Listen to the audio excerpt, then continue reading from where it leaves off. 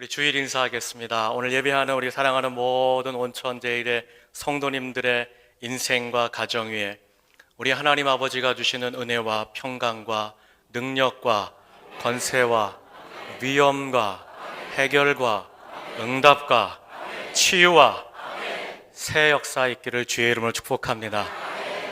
이제 좀 맞는 것 같아요. 진심으로 우리 사랑하는 성도들 사랑하고 축복합니다. 우리가 인생을 살다 보면 인생에 크게 두 개의 날을 맞이합니다. 대개는 다 이 두 개의 날에 소속되는 것이죠. 한 날은 기쁘고 즐거운 날입니다. 그냥 휘파람이 불어지는 그런 날이 있습니다.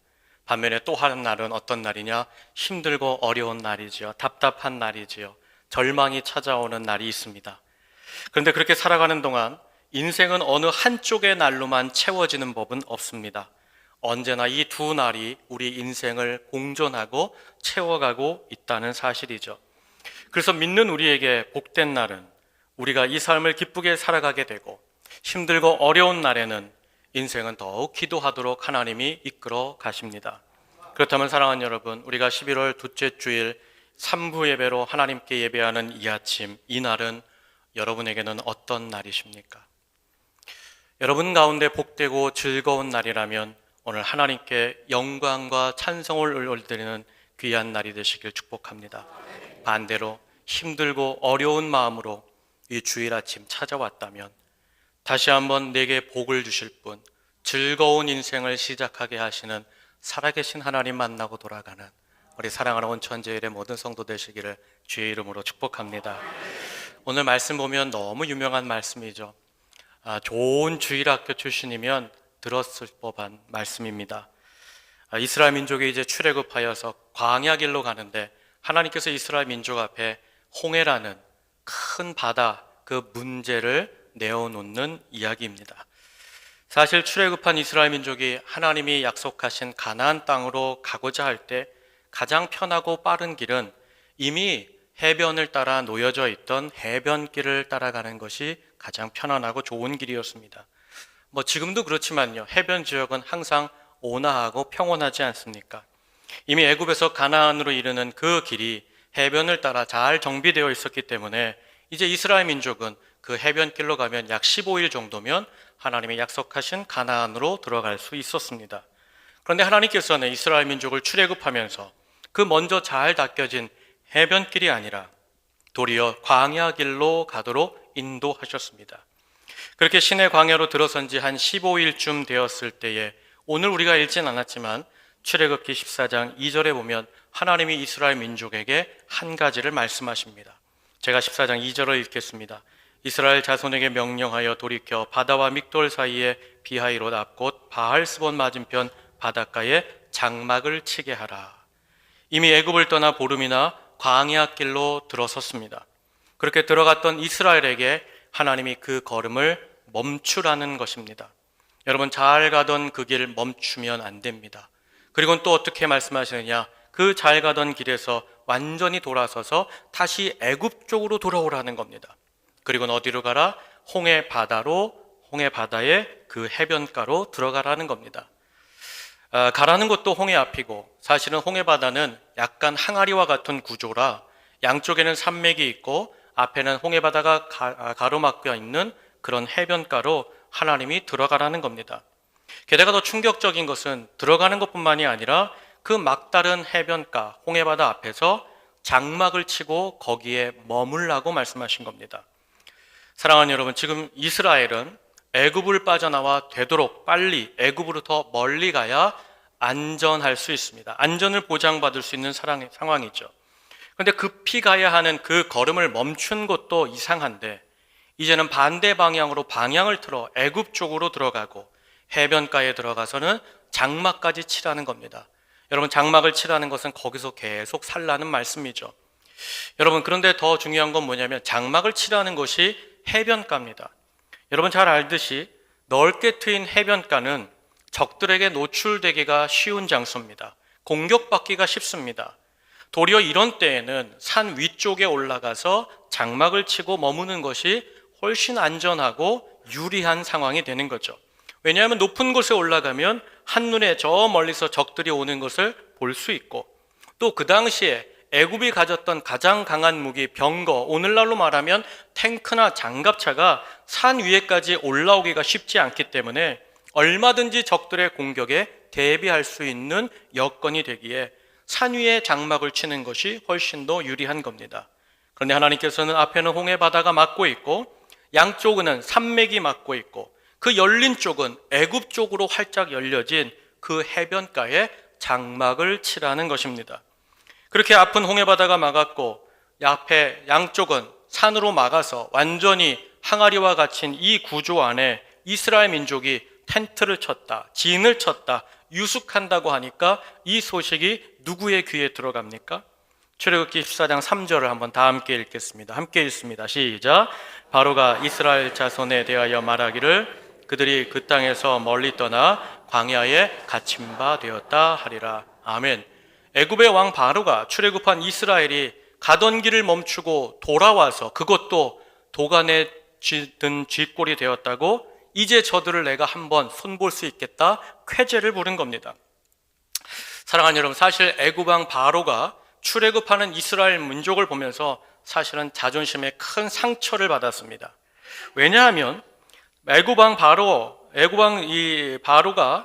출애굽하는 이스라엘 민족을 볼 때에 사실은 보내고 싶지 않았습니다. 그런데 10번째 재앙, 장자가 죽는 재앙을 당하면서부터 이제는 하나님 앞에 자기가 별 수 없겠다. 애굽의 온 아들, 큰 아들들이 죽어나가는 그 상황에 자신이 어쩔 수 없어서 이스라엘 민족에게 너희들이 이제 떠나라, 너희들이 가야 되겠다 결정을 내렸던 것입니다. 그런데 그렇게 어쩔 수 없이 떠나보냈던 이스라엘이 애굽을 떠날 때 어떤 모습으로 떠났느냐? 출애굽기 14장 8절 하반부를 보면 이렇게 기록되어 있어요. 이스라엘 자손이 담대히 나갔습니다. 여기 보니까 담대히 나갔다는 거예요. 히브리어 원어로 이 담대히라는 말을 보니까 어떤 뜻인가 하면 고개를 빳빳이 들고 걸음걸이를 당당하게 하여 나갔다는 거예요. 사랑하는 여러분, 무슨 뜻입니까? 그동안 애굽의 왕 나 바로 앞에는 얼씬도 못하던 노예들입니다. 감히 여기에는 면전에 올 수도 없었던 노예였던 그들이 그저 말하는 짐승에 불과했던 이스라엘이 바로 왕 앞에서는 고개를 빳빳이 들고 바로 왕을 쳐다보며 마치 개선장군인 것처럼 걸어 나갔다는 거예요. 여러분, 당시에 바로 왕은 살아있는 신이었습니다. 신들의 신이었고 왕 중의 왕이라고 자부하던 사람이었습니다. 그런데 430년 동안 이 나라에서 노예로 살던 대대로 종살이하던 그 민족이 나 바로 왕 앞에서 마치 나를 이긴 것처럼, 저들이 승리한 것처럼 고개도 못 들던 것들이 내 앞에서 고개를 들면서 당당하게 걸어 나갔다는 것이죠. 그러니 그 마음의 심기가 얼마나 불편하겠어요. 게다가 저들을 보는 애굽 사람들의 시선은 어떨까요? 죄도 없는 착하디 착한 내 큰아들, 그런데 저 이스라엘의 하나님이라는 신이 내 아들을 하룻밤에 죽인 거예요. 한마디로 내 생떼 같은 큰아들, 우리 집안을 이어가야 될 장자 내 아들이 저 이스라엘 민족 때문에 그만 급사를 당한 겁니다. 그러니 이스라엘이 고개를 빳빳이 들고 애굽의 중심과 그 왕가기를 걸어 나갈 때, 킹스웨이를 걸어 나갈 때, 여러분 바로와 애굽 사람들이 볼 때 여러분 마음이 어떻겠습니까? 그야말로 분통이 터지죠. 억울하죠. 저것들 때문에 내 큰아들이 죽었어. 내 생떼 같은 아들이 죽었어. 원망과 징후가 차올랐을 것입니다. 그러던 중에 멀리 갔다는 저 이스라엘 민족이 갑자기 돌아서서는 우리 쪽으로 온다는 겁니다. 그것도 뻔히 아는 앞에는 홍해바다고 양쪽에 산맥이 갇혔고 우리 쪽에는 활짝 열려진 항아리 구조가 된 그 해변가에 거기에 가서 장막까지 쳤다고 하니까 여러분 어떤 마음이 들어요? 옳다커니 이제는 내가 저들을 한번 손을 봐주리라. 내 아들 죽인 저 민족, 나도 저들의 아들을 내가 손보리라.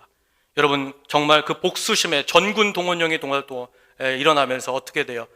쉽지 않은 탱크까지 병거까지 동원하면서 그야말로 홍해에 진친 이스라엘 민족을 향하여 애국 군대가 내달리기 시작했다는 거예요. 이렇게 분노와 살이가 가득한 애국 군대가 홍해, 이스라엘 민족이 진친 곳으로 온다는 소식이 이스라엘 민족에게 전해지니까 여러분 그들의 마음이 어떻겠어요? 여러분 애굽에서 살던 이스라엘 민족이 이 애굽 군대에 관하여서 익히 알고 있던 사실이 있어요. 그건 뭐냐면 그들이 노예 생활할 때에 그 집에서 주인들이 했던 말들을 여러 번 들었을 겁니다. 이번에 바로 왕이 자기의 군대를 출정시켰대. 그리고는 그 나라를 진멸했다네, 도륙했다네. 그리고 그 나라에서 가져온 것이 이런 것인데 이거 봐봐, 이거 신기하지 않아? 이 옷감이 새로운 옷감 아니야? 그렇게 많은 애굽 사람들이 그 바로 왕의 군대를 통하여서 주변 나라를 초토화시키고 폐허시킨 뒤에 전리품을 가져오면서 그 주인들이 서로 주고받았던 이야기를 집에서 일하는 노예들이 분명히 들었을 것이에요. 그 애굽 군대의 용맹함, 강인함, 어디든지 들어가서 승전을 가져오며 그곳에 있는 민족을 말살하던 그 강인한 군대의 소식을 이스라엘 사람들은 익히 들었고 보았고 알고 있었다는 거예요. 그런데 지금 그 군대가, 그것도 전군이 병거를 통하여서 애굽의 그 군대가 우리를 죽이겠다고 앞에는 홍해바다요, 뒤에는 애굽의 군대가 쫓아오는 이런 상황에 이스라엘 민족이 섰다는 거예요. 여러분, 이때 이스라엘 민족의 마음이 어땠을까요? 그 마음이 오늘 성경 14장 10절에 그대로 적혀져 있습니다. 제가 10절을 읽겠습니다. 바로가 가까이 올 때 이스라엘 자손이 눈을 들어본즉 애굽 사람들이 자기들 뒤에 이른지라 이스라엘 자손이 심히 두려워하여 여호와께 부르짖었다. 이스라엘 민족이 애굽 군대 소식을 듣자마자 어떻게 하는 거예요? 극심한 두려움과 깊은 공포에 휩싸이면서 울부짖기 시작했다는 거예요. 사랑하는 여러분, 지금 이 홍해 앞에 진치라고 해서 여기까지 왔을 때 이거는 누구의 말씀을 따라온 것입니까? 분명히 하나님께서 너희가 해변길로 들어가라, 그리고 그곳에 진치라 해서 따라온 길입니다. 그런데 앞에는 죽음의 홍해요, 뒤에는 애굽 군대가 닥치는 이런 상황에 어떻게 하나님을 따라온 이 길에서 이런 일이 일어납니까? 이런 무서운 일이 닥칩니까? 저들 안에 큰 공포와 두려움이 저들의 마음을 사로잡으면서 어떻게 되는 거예요? 원망과 불평이 터지기 시작했다는 거예요. 그 원망의 내용도 오늘 출애굽기 14장 11절로 12절에 나옵니다. 11절 제가 읽겠습니다. 그들이 또 모세에게 이르되 애굽에 매장지가 없어서 당신이 우리를 이끌어내어 이 광야에서 죽게 하느냐? 어찌하여 당신이 우리를 애굽에서 이끌어내어 우리에게 이같이 하느냐? 우리 12절 말씀 한번 다 함께 읽겠습니다. 시작. 우리가 애굽에서 당신에게 이른 말이 이것이 아니냐? 이르기를 우리를 내버려 두라. 우리가 애굽 사람을 섬길 것이라 하지 아니하더냐? 애굽 사람을 섬기는 것이 광야에서 죽는 것보다 낫겠노라. 아멘. 사랑하는 여러분, 이스라엘 민족은 10가지 재앙 사건을 통해서 마지막에 유월절 어린 양의 그 피를 통하여서 죽음에서 구원받은 백성입니다. 하나님이 건져주신 백성입니다. 그 이적들로 말미암아 노예로 살던 그 생활이 청산되고 이제는 자유인으로 하나님이 가장 강력하고 위대하던 그 무서웠던 바로왕 앞을 당당하게 승리자로 걸어 나오게 하신 하나님이셨습니다. 그런데 불과 15일 만에 이스라엘 민족이 그 하나님을 향하여 하는 말이 뭡니까? 왜 하나님이 우리를 여기로 이끌어서 다 죽게 하느냐? 그리고 이야기합니다. 나는 원래부터 애굽이 좋았다는 거예요. 억지로 우리를 여기까지 일극에 와서는 이런 험한 꼴을 당하게 하느냐? 하나님께 불평과 원망을 쏟아내기 시작했다는 거예요. 그렇다면 사랑하는 여러분, 왜 이스라엘 민족이 이같이 분노와 원망을 터뜨리는 것일까? 여러분, 그 이유가 출애굽기 14장 중반에 나옵니다. 제가 읽어드릴게요.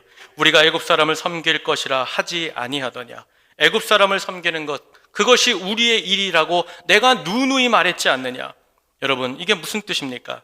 이스라엘 백성이 사실은 출애굽하면서 모든 사람들이 가지고 있었던 생각 하나가 있었어요. 그게 뭐냐면 바로 이거예요. 야, 하나님이 좋은 땅, 좋은 곳으로 우리를 인도하시니 가긴 가지만 언제든 무슨 일이 생기면 나는 다시 돌아와 애굽 사람을 섬길 것이다.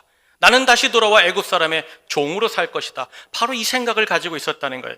야, 너도 가고 아무나 다 가니까 나도 가야겠다. 따라가지만 나는 여차하면 다시 애굽으로 돌아와서 여기서 다시 종살이 살아도 내 인생 본전 아니야? 내 인생 본전치기 아니야?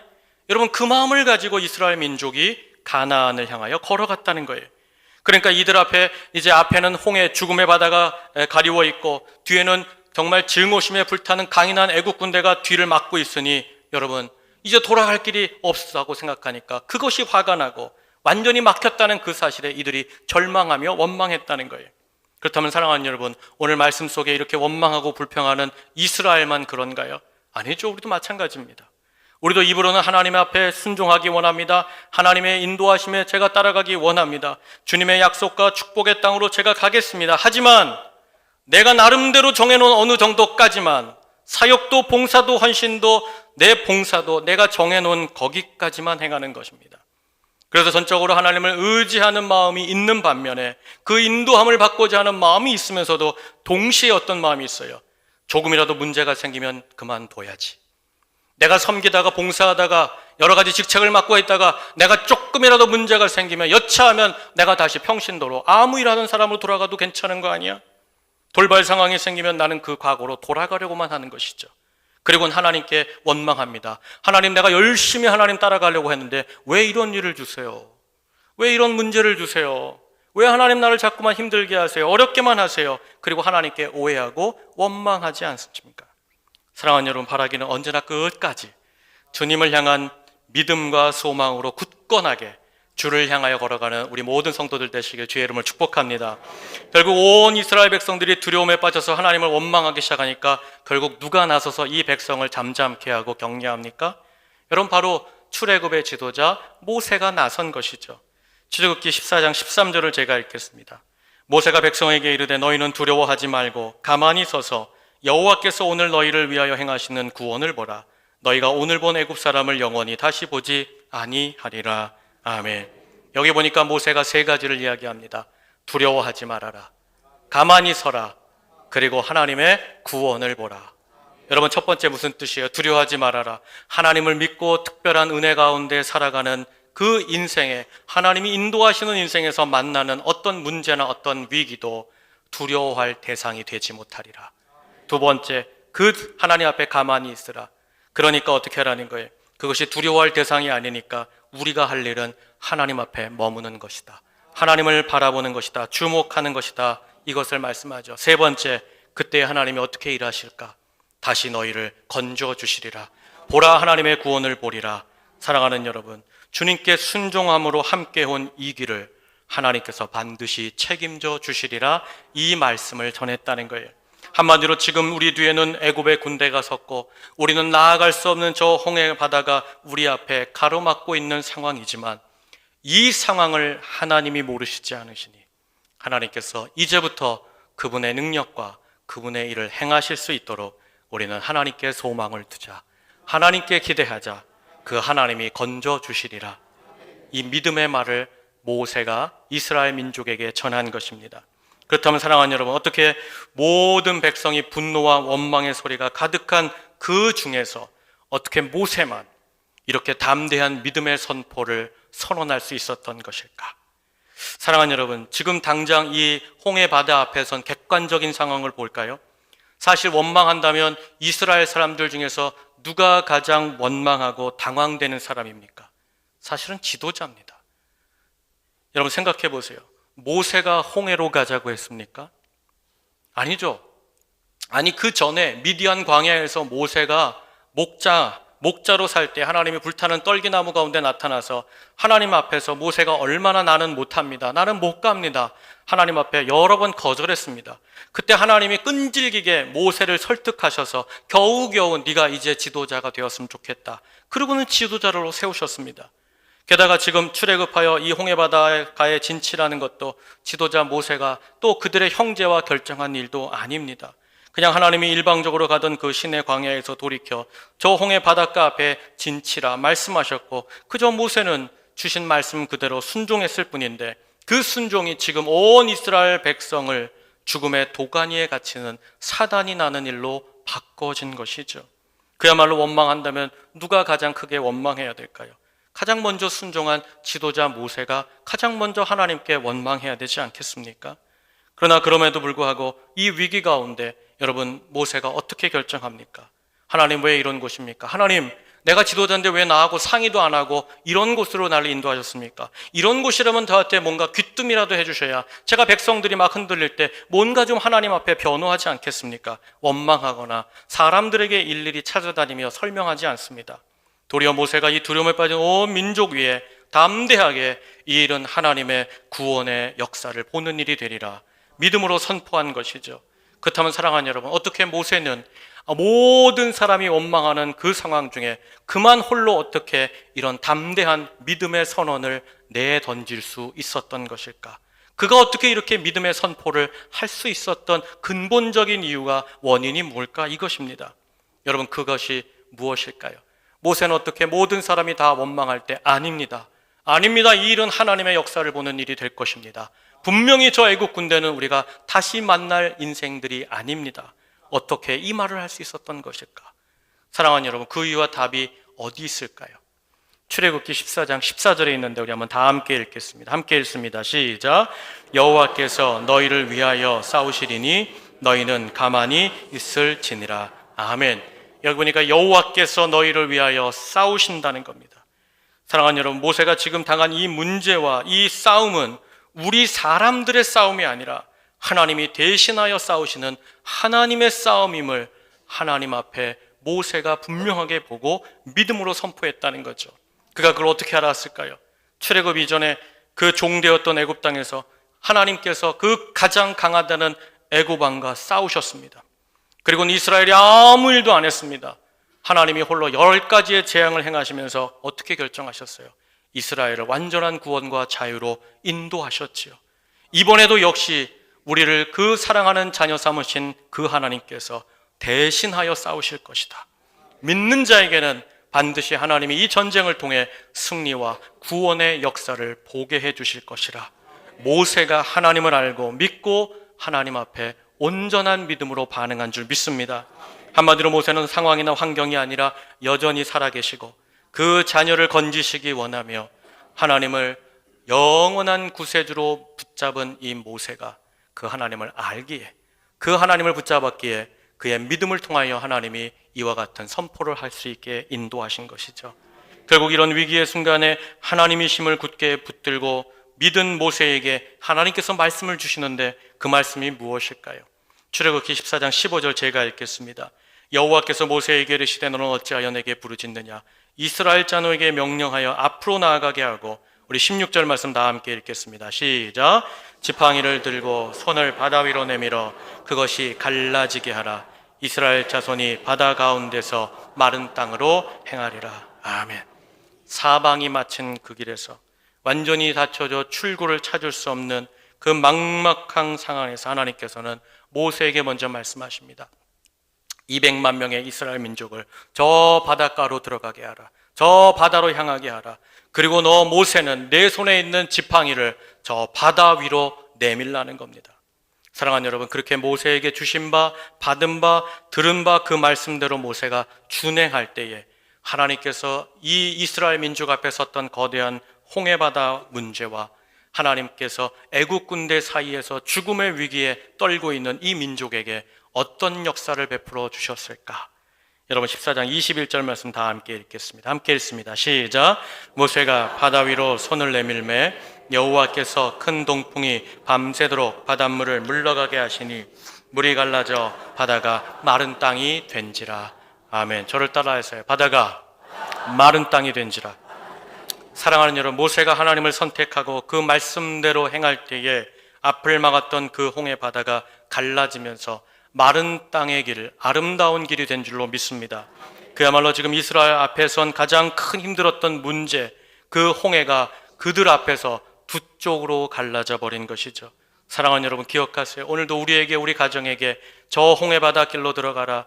우리 인생의 믿음에도 불구하고 하나님이 만나게 하시는 모든 문제와 상황은 그 문제 앞에 우리를 서게 하신 하나님이라면 그 끝에서 반드시 그 문제와 상황을 넘어서는 응답과 구원의 답도 우리 하나님만이 가지고 계실 줄로 믿습니다. 그렇다면 사랑하는 여러분, 제가 여기서 여러분과 한 가지 퀴즈를 드릴 테니 잘 생각하고 답하시길 바랍니다. 이렇게 주님을 믿고 주의 말씀을 순종하여 가다가 만난 이 죽음의 바다 홍해는 결국 오늘 마지막을 보면 누구를 죽이는 바다가 되었습니까? 문제입니다. 1번. 하나님의 말씀대로 순종하여 해변길로 왔다가 저 바다에 우리는 다 죽는다. 우리가 애굽으로 돌아갈 것을 이제 여기서 다 죽는다. 원망하던 이스라엘 민족이 죽었습니까? 아니면 이스라엘 민족을 두렵게 하고 흔들어대던 그 애굽의 강한 군대, 그 애굽의 군대가 죽었습니까? 여러분, 누가 죽었어요? 홍해바다에. 그 답이 성경에 또 있죠. 14장 28절 말씀 다 함께 읽겠습니다. 시작. 물이 다시 흘러 병거들과 기병들을 덮되 그들의 뒤를 따라 바다에 들어간 바로의 군대를 다 덮으니 하나도 남지 아니하였더라. 아멘. 사랑하는 여러분, 하나님과 그 말씀을 따라간 그 바다 앞에서 이스라엘 민족 중에 단 한 명도 죽지 않았습니다.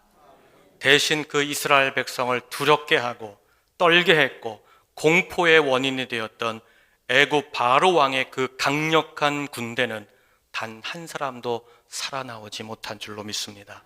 사랑하는 여러분, 보세요. 이스라엘이 출애굽할 때에 무시당했다고 느낀 바로 왕과 그 하룻밤 사이에 큰 아들을 잃어버린 그 애굽 민족이 한 15일 정도, 아니 한 달, 두 달, 한 6개월 정도 지나면 그 복수와 증오심이 사라졌겠습니까? 결코 아니죠. 바로 왕과 그 애굽의 군대는 아마도 이스라엘 민족이 광야를 헤매는 동안 계속 저들을 진멸하고자 군대를 보냈을 것입니다. 아니 가나안 땅에 들어가서 정착한다 할지라도 바로 왕의 분노와 애굽 사람의 증오는 가히 끝이 없어 끝까지 쫓아와서 이스라엘에게 계속되는 두려움의 원인이 되었을 것이 분명합니다. 그런데 말씀을 따라 들어간 그 홍해라는 그 거대한 문제는 하나님께서 믿음으로선 모세를 통하여 이 바다를 가르시고 마른 땅으로 건너가게 하신 것은 물론이요, 앞으로 계속될 이스라엘의 두려움의 원인이 된 그 온 군대를 바다에 수장시키심으로 다시는 거룩한 주의 자녀 앞에 애굽 군대가 감히 드러나지 않도록 그 뿌리를 주님께서 뽑으신 줄로 믿습니다. 놀라운 것은요, 출애굽기 14장 이후로 출애굽기를 읽어오면 애굽이란 단어가 등장하지 않습니다. 하나님께서 우리 믿는 자에게 어떤 문제를 주신 것은 그 문제를 당연히 해결함 뿐만이 아니요, 그 문제를 맞닥뜨렸을 때 우리 가운데 있는 두려움과 근심과 염려조차도 완전히 정리하고 뿌리를 뽑아내시기 위한 하나님의 은혜의 도구인 줄 믿습니다. 사랑하는 여러분, 하나님 오늘 우리에게 이 말씀을 하시는, 이 음성을 들려주시는 거죠. 너희가 나를 따라 살면, 내 음성을 따라 살면 마치 길이 막힌 것 같은 그런 큰 문제처럼 보이는 일들 앞에 설 수도 있어. 그것이 때로는 너희 눈앞에 큰 두려움처럼, 무서움처럼 거대한 벽과 같이 서는 그런 날도 있을 거야. 그런데 그 문제나 상황과 환경이 우리를 무너뜨리고 죽이는 것이 아니라 내가 내 앞에 넣어둔 그 문제와 어려움은 내 안에 있는 두려움을 죽이고 그 문제를 통해 살아있는 나 여호와 하나님을 만나게 하는 소망이 되리라. 그 역사를 간증케 하는 위대한 기회가 되리라. 하나님이 우리에게 말씀하시는 줄 믿습니다. 그래서 야고보서 1장 2절로 3절 보면 이 약속이 있잖아요. 내 형제들아, 너희가 여러 가지 시험을 만나거든 당연히 어떻게 하라? 온전히 기쁘게 여기라. 시험인데 기쁘게 여기라는 거예요. 왜 그럴까요? 그 다음 구절이, 이 구절이 있어요. 이는 너희의 믿음의 시련이 인내를 만들어내는 줄 너희가 알기 때문이다. 사랑하는 여러분, 그러므로 우리 인생의 성공과 역사와 해결은 언제 어디로부터 오는 것일까? 여러분, 지금 내 인생과 가정에 찾아온 그 문제나 환경으로 인한 두려움, 걱정, 근심, 원망, 불평, 불안을 선택할 때 오는 것이 아니라 도리어 오늘 모세와 같이 이미 승리를 약속하신 살아계신 하나님, 그 전능하신 주님께서 주신 그 말씀을 선택할 때 우리 인생 가운데 찾아오는 것인 줄로 믿습니다. 룻기를 보면 나옴이라는 여인이 나오죠. 모압 땅으로 이민 갔습니다. 잘 살아보겠다고 어린 두 아들, 남편 따라 이민 갔습니다. 그런데 모압 땅에서 남편 죽었습니다. 두 자식 다 잃어버렸습니다. 이제는 나이가 많아 일에 먹고 살 만한 체력도 없게 되었습니다.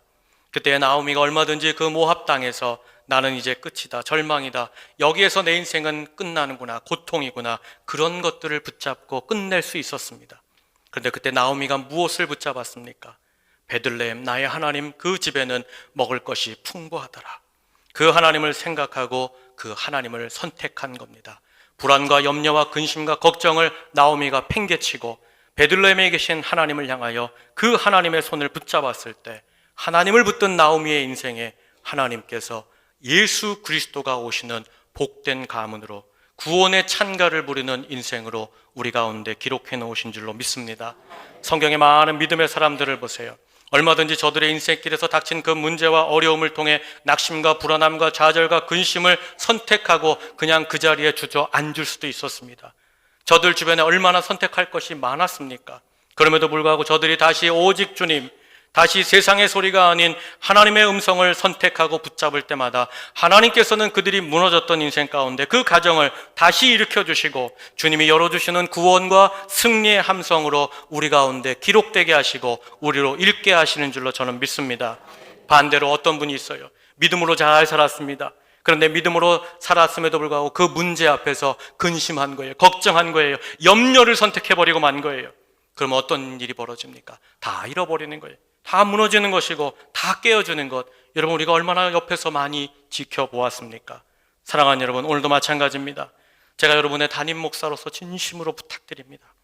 제발 여러분 앞에 닥친, 믿는 자 앞에 닥친 그 상황과 문제로 인한 두려움, 근심, 실망, 염려를 붙잡지 않길 바랍니다. 그리고 오직 이 아침 우리를 영원한 승리로 인도하시는 살아계신 구원의 하나님, 나를 위해 그 아들도 아낌없이 십자가에 내어주시사 우리에게 영원한 승리와 영생의 소망을 붙잡아 주신, 나를 택해 붙잡으신 그 하나님의 손을 붙잡고 일어서는 우리 모든 성도들 되시길 주의 이름으로 축복합니다. 그렇게 어떤 상황에도 다시 주님을 붙드는 인생마다 반드시 주님은 살아나게 하시고 일어나게 하시고 회복되게 하시고 고쳐주시고 부흥되게 하시고 채워주시고 능력으로 사는 삶을 열어주실 줄로 믿습니다. 그럼 왜 하나님 앞에 그 위기의 절망 속에서 내 앞에 분명히 많은 선택지, 근심, 걱정, 염려가 있음에도 불구하고 그것을 치워버리고 나는 하나님을 붙잡을 거야, 나는 주의 음성을 붙잡을 거야, 그 하나님 앞에 서는 인생마다 왜 하나님이 승리와 새 역사를 주시는 것일까? 여러분, 로마서 10장 13절에 이 약속을 주셨기 때문이에요. 우리 다 함께 읽겠습니다. 함께 읽습니다. 시작. 누구든지 주의 이름을 부르는 자는 구원을 받으리라. 아멘. 주의 이름을 부르는 자에게 구원이 있고 주의 이름을 붙드는 자에게 이미 그 영원한 생명의 십자가로 우리에게 약속되어 있는 줄로 믿습니다. 그러면 사랑하는 여러분, 오늘 이 아침 여러분의 인생과 가정과 삶의 형편 중에 불쑥 찾아온 엉뚱한 문제로 인하여 두렵고 떨리는 분 계십니까? 왜 잘 믿는 나에게 왜 이런 상황이 펼쳐졌을까? 왜 이런 질병이 찾아와서 나로 힘들게 하는가? 낙담하고 절망을 붙들고 계신 분이 계십니까? 사랑하는 여러분, 이사야 41장 10절에 이 약속이 있습니다. 제가 읽겠습니다. 두려워하지 말라, 내가 너와 함께함이라. 놀라지 말라, 나는 내 하나님이 됨이라. 내가 너를 굳세게 하리라. 참으로 너를 도와주리라. 참으로 나의 의로운 오른손으로 너를 붙들리라. 아멘. 여러분, 그렇게 하나님을 선택한 인생마다, 하나님이 함께 붙잡아 주신 인생마다 어떤 일이 일어나느냐, 그 바로 다음 말씀에 이 약속이 있어요. 우리 41장 11절 말씀 다 함께 읽겠습니다. 함께 읽습니다. 시작. 보라, 내게 노하던 자들이 수치와 욕을 당할 것이요 너와 다투던 자들이 아무것도 아닌 것 같이 될 것이며 멸망할 것이라. 아멘. 저를 따라하세요. 내가 너를 굳세게 하리라. 내가 너를 도와주리라. 내 앞에 문제는 아무것도 아니리라. 사랑하는 여러분, 이 아침 다른 거 없어요. 살면서 만나는 문제, 믿음을 가지고 살면서도 만나는 어려움들 속에 여러분, 그 삶 속에서 부정한 소리가 나를 엄습해오고 잘못된 생각들이 내 안에서 일어날 때, 여러분, 내 가정을 흔들 때, 그런 순간에 여러분 영적으로 깨어서 더더욱 붙잡아야 되는 것은 내 하나님의 손이요, 나를 하나님의 영원한 나라로 약속해 주신 전능하신 하나님의 음성인 줄로 믿습니다. 바라기는 오늘 이 아침 이 예배가 먼저는 내 앞에 홍해를 가르는 예배가 되시기를 축원합니다. 그리고 이 예배가 내 가정을 엄습하는 그 두려움의 원인과 공포의 원인, 걱정과 근심의 원인의 그 뿌리를 완전히 끊어내버리는 믿음과 소망, 주를 향한 예배가 되시기를 주의 이름으로 축복합니다. 그렇게 언제나 하나님을 선택하고 하나님의 말씀을 붙잡는 인생과 가정 위에 주님께서는 그 문제를 가르시고 그 안에 숨겨져 있는 하나님의 영광과 승리의 계가를 우리에게 부르게 하실 줄로 믿습니다. 주님께서 언제나 그 문제를 가르실 때에는 반드시 찬송이 옵니다. 반드시 영광이 옵니다. 우리가 예상하지도 못한 하나님의 복이 그 자리에 임할 줄로 믿습니다. 사랑하는 여러분, 주를 붙드는 우리 성도들 되시길 축복합니다. 여러분, 주를 붙잡으면 세상이 감히 우리를 만지지도 못합니다. 감히 우리를 능히 당할 자가 없습니다. 그것은 우리의 힘이 아니요 우리를 붙잡고 계시고 우리와 함께 하시는 전능하신 하나님이 오늘도 이곳에 살아계시기 때문인 줄 믿습니다. 사랑하는 여러분, 다시는 불안을 선택하지 마십시오. 공포를 붙잡지 마십시오. 걱정을 붙잡지 마십시오. 우리에게 있어야 될 모든 것은 다 하늘 아버지께서 아신다고 했습니다. 그 대신 너희는 이 나라와 그 영광과 그의 의를 붙잡으라. 하나님을 끝까지 붙잡는 인생은 하나님이 일으켜주시고 세워주시고 반드시 젖과 꿀이 흐르는 약속의 땅으로 우리 온천제일의 모든 성도들을 인도하여 거기서 하나님을 향하여 예배하는 그날을 주실 줄로 믿습니다. 아멘, 아멘, 아멘, 아멘. 한 번 더 아멘. 감사합니다. 우리 하나님께 영광의 박수 하겠습니다.